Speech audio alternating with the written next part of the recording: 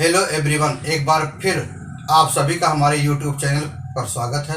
आज हम चर्चा करेंगे किस तरह उच्च शिक्षा संस्थानों में सीनियर छात्रों द्वारा जूनियर छात्रों के साथ रैंकिंग की जा रही है। ऐसी रैंकिंग जो मानवता को शर्मसार कर रही है। रैंकिंग उच्च शिक्षण संस्थानों में सीनियर छात्रों द्वारा नए छात्रों के उत्पीड़न का माध्यम बन गई है। उसमें उनके साथ मारपीट, यौन शोषण, कपड़े उतरवाना आदि शामिल है, जिसके पिछले मात्र एक सप्ताह के भीतर ऐसे कई उदाहरण हैं जिन्हें जानने के बाद आप दांतों तले उंगली दबा लेंगे। 7 फरवरी को कानपुर के गणेश शंकर विद्यार्थी मेमोरियल मेडिकल कॉलेज के 8 सीनियर छात्रों को जूनियर छात्रों की रैंकिंग करने के मामले में 6 महीने के लिए सस्पेंड करने, सेमेस्टर परीक्षा में बैठने से रोकने के अलावा प्रत्येक छात्र को 10,000 रुपये का जुर्माना लगाया गया। 9 फरवरी को ख्वाजा मोइनुद्दीन चिश्ती भाषा विश्वविद्यालय लखनऊ में कानून की एक छात्रा ने अपनी एक वरिष्ठ छात्रा तथा एक वरिष्ठ छात्र पर उसकी रैंकिंग करने, डराने, घायल करने की कोशिश करने तथा उसके साथ अमानवीय व्यवहार करने की शिकायत दर्ज कराई। 12 फरवरी को केरल में कोट्टायम के सरकारी नर्सिंग कॉलेज में मेडिकल के 5 छात्रों सैमुअल जॉनसन, राहुल राज, जीव रिलीज जीत तथा विवेक द्वारा कॉलेज के 3 जूनियर छात्रों के साथ रैंकिंग के नाम पर कई महीने तक बर्बरता करने का मामला सामने आया है। पुलिस के अनुसार वरिष्ठ छात्रों ने फर्स्ट ईयर के छात्रों को नग्नावस्था में खड़े होने के लिए मजबूर किया तथा उनके निजी अंगों पर कसरत करने के लिए इस्तेमाल होने वाले वजनी डंपर लटकाने के अलावा ज्योमेट्री बॉक्स के कंपास सहित नुकीली वस्तुएं चुभोकर घायल करने के बाद उनके घावों पर कोई लोशन लगाया गया। जब पीड़ित छात्र दर्द से चिल्लाने लगे तो जबरन उनके मुंह में भी लोशन भर दिया गया। यहीं पर बस नहीं, समय समय पर इन छात्रों को अपने चेहरे, सिर और मुंह पर क्रीम मलने के लिए भी मजबूर करने के अलावा ये लोग प्रत्येक रविवार को शराब पीने के लिए इनसे जबरदस्ती रुपए ऐंठते थे।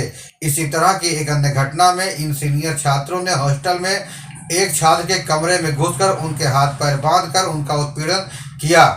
आरोप है कि जब उनकी सहन शक्ति जवाब दे गई तब जाकर इस दिल दहला देने वाली घटना के संबंध में छात्रों ने कोट्टायम गांधीनगर पुलिस को शिकायत दी, जिसमें इन्होंने कहा कि आरोपी छात्रों ने गत वर्ष नवंबर महीने में उनकी रैंकिंग शुरू की थी, जो अभी तक जारी है।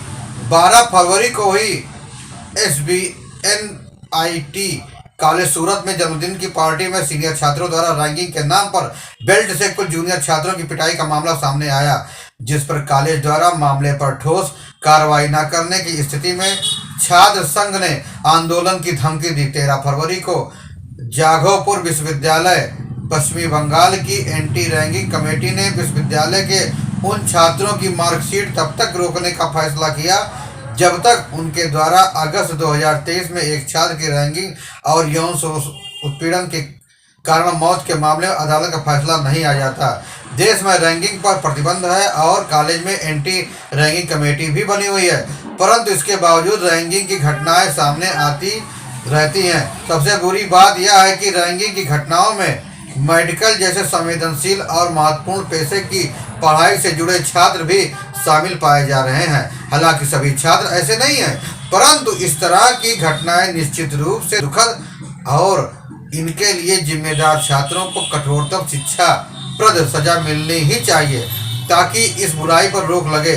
इसके साथ ही रैंकिंग रोकने के लिए शिक्षण संस्थानों के प्रबंधकों को हॉस्टलों तथा अन्य संवेदनशील जगहों पर CCTV कैमरे भी लगाने चाहिए ताकि रैंकिंग करने वाले छात्रों में पकड़े जाने का भय बना रहे और वे जूनियर छात्रों का उत्पीड़न करने से संकोच करें। हालांकि शैक्षणिक संस्थानों को हर सत्र के आरंभ में दाखिला लेने वाले प्रत्येक छात्र और उसके अभिभावक से रैंकिंग नहीं करने का शपथ पत्र लेना वांछित है, परंतु इस आदेश का पालन नहीं किया जा रहा है।